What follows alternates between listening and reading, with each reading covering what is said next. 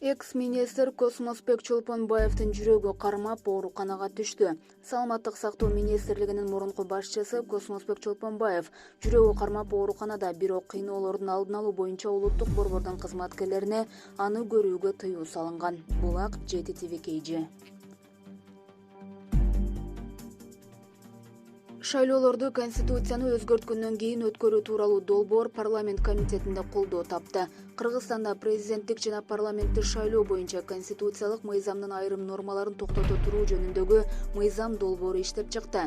Бүгүн 22 октябрда ал Жогорку кеңештин конституциялык мыйзамдар, мамлекеттик түзүлүш, сот укук маселелери жана парламенттин регламенти боюнча комитетинде 3 окууда жактырылды. Мыйзамдын негиздемесинде жазылгандай, аны иштеп чыгууга 4 октябрда өткөн парламенттик шайлоодон кийин түзүлгөн коомдук саясий кырдаал себеп болду.